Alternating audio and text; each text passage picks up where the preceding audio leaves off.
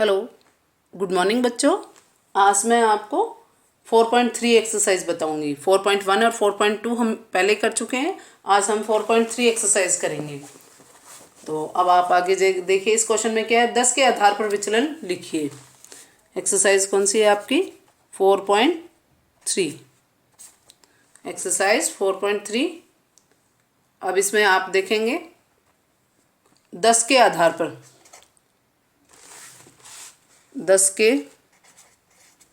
आधार पर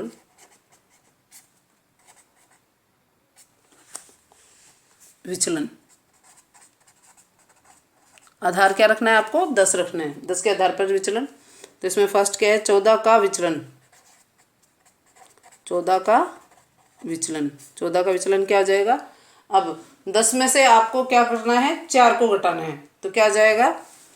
14 में से और 10 को घटाया तो कितना हो जाएगा? प्लस का 4। 14 में से 10 को घटाया तो कितना आ जाएगा? प्लस का 4। ऐसे ही आपके है 11 का विचलन। 11 का विचलन क्या हो जाएगा आपके? 11 में से 10 गए, 1 प्लस का 1। ठीक है। 8 का विचलन। अब बताइए, 8 10 से कितना कम है? तो 2। तो माइनस का 2 आएगा इसमें। ठीक है ना, विचलन का ध्यान रखना है। प्लस में आएगा का माइनस में आएगा। 8 से जितना ज़्यादा 10 से जितना ज़्यादा होगा उतना क्या कहलाएगा? प्लस का विचलन कहलाएगा। और जितना कम होगा वो माइनस का विचलन कहलाएगा। अब 9 का विचलन, ये भी कम है ना 10 से, तो कितना कम है? 1। तो माइनस का 1। और फिर वापस से 13 का विचलन। 13 का विचलन आप करेंगे तो क्या आ जाएगा इसमें? 13 के विचलन में 3 ज़्यादा है 10 से, तो प्लस का 3। ठीक है। उसके बाद है आपके 19 का विचलन। 19 का विचलन। 19 का विचलन क्या हो जाएगा आपके?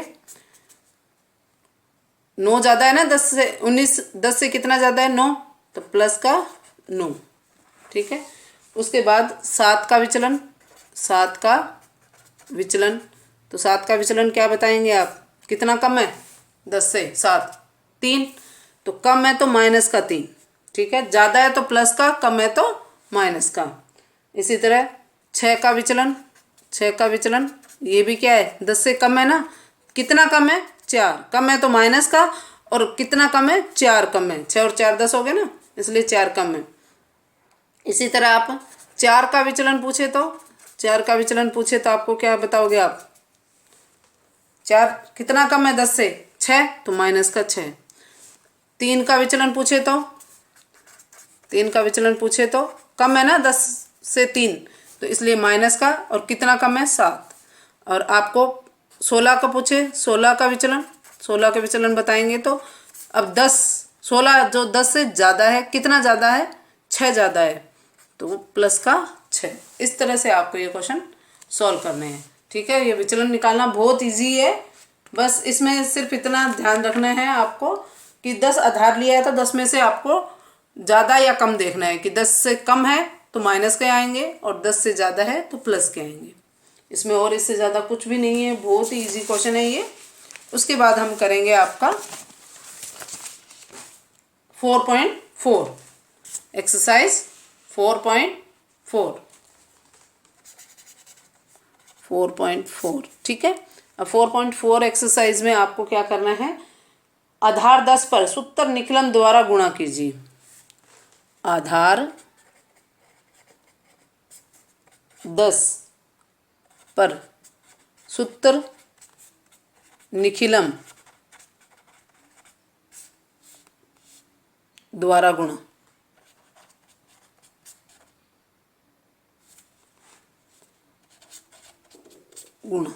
ठीक है। अब उसके बाद आप क्या करेंगे? फर्स्ट गुणा इसका क्या है जो लिखेंगे हम? फर्स्ट गुणा क्या है आपका? 12 इंटू 9। ठीक है।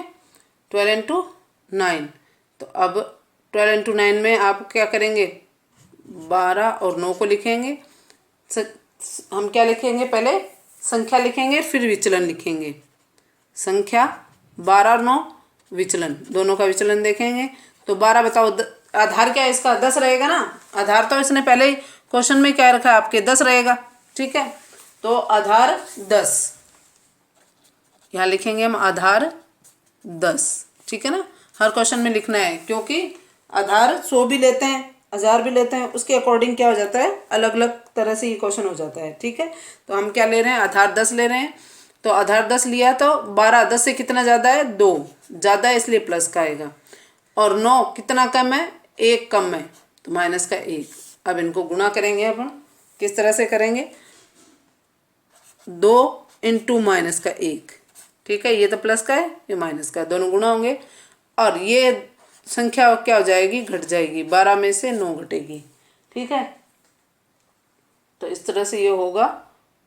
तो सॉरी, इसमें 12 में से 1 घटेगा, 12 में से इसका जो इसके सामने है वो वाला नहीं घटेगा, जो इसके अपोजिट तिरछा जा रहा है ना, वो इसमें से घटेगा। तो 12 में से 1 गया 11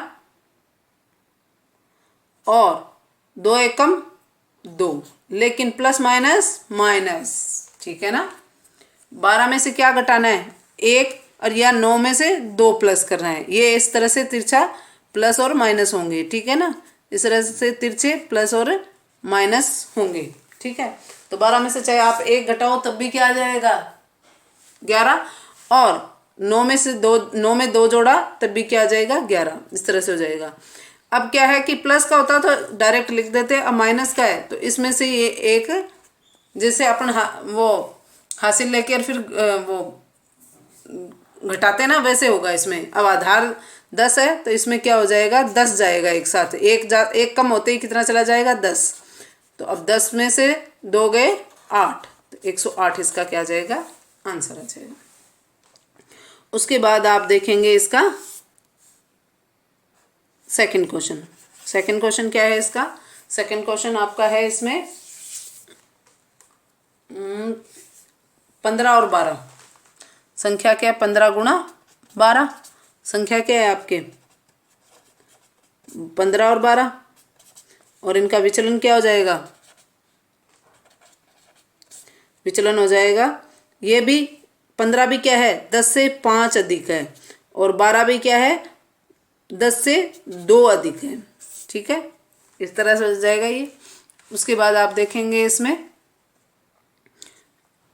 5 गुणा 2, दोनों ही प्लस के हैं, ठीक है।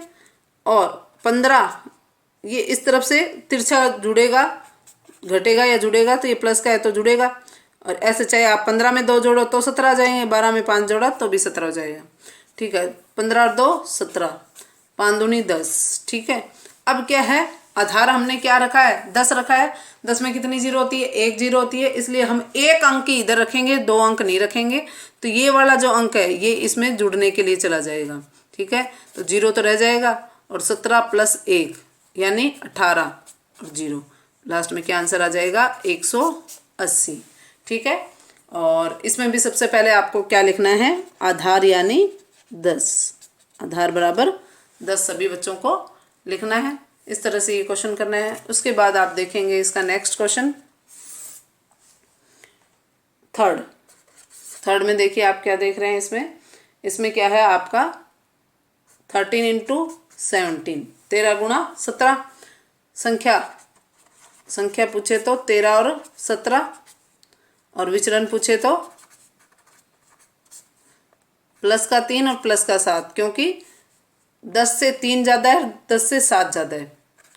क्यों 10 से हमने क्यों लिया है, क्योंकि हमारा 10 क्वेश्चन में क्या दे रखा है, आधार 10 दे रखा है, इसलिए। अब हम करेंगे इसे गुणा, तो इसमें गुणा देखिए, प्लस का 3 और गुणा प्लस का 7, ये दोनों तो गुणा हो जाएंगे, ठीक है। उसके बाद 13, इसका जो तिरछा है प्लस का 7, तो 13 7 20, 17 और 3 20, 20 7 21, ठीक है। अब ये क्या चला जाएगा, 2 इसमें प्लस होने के लिए चला जाएगा, क्योंकि 1 अंक ही रखते हैं 1 में, तो ये क्या आ जाएगा 20 प्लस 2, तो कितना हो जाएगा 22, 221 इसका क्या आ जाएगा, आंसर आ जाएगा। कितना आएगा 221। तो इस तरह से ये क्वेश्चन हो जाएगा आपका, ये इसका आंसर आ गया। उसके बाद आपको नेक्स्ट क्वेश्चन है आपका इसमें आपके कितने क्वेश्चन हैं? 8 क्वेश्चन है। 8 में से मैंने 3 आपको बता दिए हैं, 5 बता देती हूँ, 3 आप खुद करेंगे, ठीक है, जिससे आपकी क्या हो जाए, अच्छे से प्रैक्टिस हो जाए, क्योंकि बिना प्रैक्टिस के तो मैथ्स कोई मतलब की नहीं है, ठीक है। अब आप देखेंगे इसमें 3rd नंबर क्वेश्चन करवा, 4th नंबर क्वेश्चन देखिए आप। इसमें 8 गुणा 9, ठीक है। अब संख्या और यहाँ क्या आ जाएगा आपका विचलन। अब संख्या क्या है? 8 और 9, ठीक है, 8 और 9। 8 का विचलन पूछे तो कितना आ जाएगा? 10 में से कितना कम है? 8, 2 कम है तो इसलिए माइनस का। इसमें भी 9, तो 10 से कितना कम है? कम है 9, इसलिए माइनस का। कितना कम है? 1, ठीक है। अब माइनस का 2, इसमें भी क्या आधार क्या लिया जाएगा? इसमें भी आधार बराबर 10। क्या लेंगे हम? आधार बराबर 10। उसके बाद हम क्या देखेंगे इसमें कि अब इनको माइनस का 2 गुणा माइनस का 1, ये गुणा होंगे, ये संख्या एक दूसरे से क्या होगी? गुणा हो जाएगी। 8 माइनस का 1 करो चाहे 9 माइनस 2 करो, तब भी क्या आ जाएगा आपके? 7।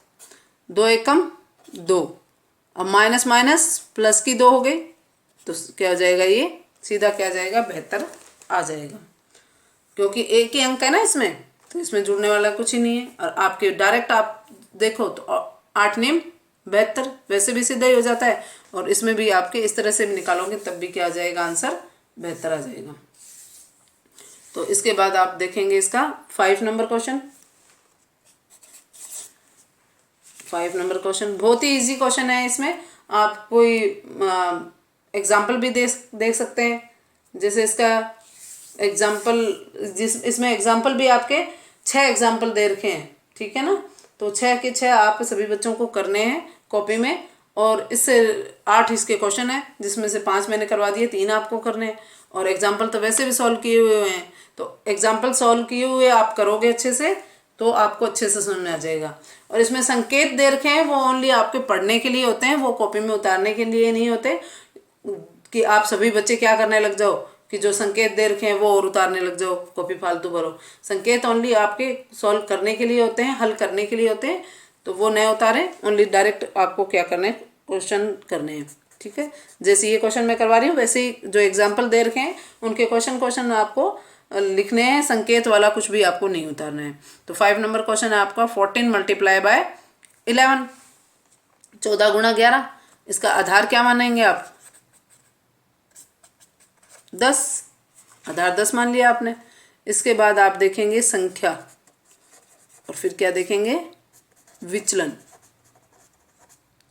संख्या क्या है आपके? 14 और 11, ठीक है। विचलन 14 10 से अधिक है, प्लस कितना अधिक है? 4 अधिक है। 11 10 से अधिक है, इसलिए प्लस, और कितना अधिक है? 1, ठीक है। अब 4 गुणा 1, दोनों प्लस के हैं इसलिए, और जिसके आगे कोई साइन नहीं होता है वो क्या अंक क्या होता है? प्लस का होता है। अब 14 के तिरछे में क्या है? प्लस का 1, और 11 में 4 जोड़े तब भी 15, 14 में 1 जोड़े तब भी 15, 4 एकम 4। इस तरह से ये क्या आ जाएगा आपके? 154 आंसर इसका आ जाएगा। उसके बाद आप 154 इसका क्या आ जाएगा? आपके आंसर आ जाएगा। उसके बाद आप क्या देखोगे? इसका एक क्वेश्चन और बता देती हूँ मैं आपको। इसमें आप एक एग्जाम्पल बता देती हूँ, एग्जाम्पल नंबर 6, उदाहरण 6। तो 6 कौन सा है? 14 गुणा 17, ठीक है। इसका आधार क्या लेंगे आप? 10, संख्या और विचलन, संख्या और विचलन, संख्या और विचलन। तो संख्या क्या है? 14 और 17। अब 10 आधार है, तो बताओ 14 ज़्यादा है या कम है? 10 से तो ज़्यादा है, तो ज़्यादा कितनी ज़्यादा है, इसलिए प्लस का आएगा। कितना ज़्यादा है? 4। 17 प्लस के 10, 17 कितने ज़्यादा है? 7 से, सॉरी 10 से कितना ज़्यादा है? 17, 7। इस तरह से 4 गुणा 7 14 के तिरछे में कौन है 7, तो प्लस के 7, 14 7 21, 7 चौके 28। ये 2 अंक हैं इसलिए ये 2 किस में चला जाएगा, इसमें चला जाएगा प्लस होने के लिए, तो इसमें क्या बचेगा 8, 21 और 2 कितने हो गए 23, 23 8 और आंसर देखें तो 238। इसका क्या आ जाएगा 14 को और 17 से गुणा करने पर आ जाएगा। इस तरह से आपको क्या करना है, इसमें इस तरह से निखिलम सूत्र की सहायता से आपको क्या करने हैं, गुणा करने हैं।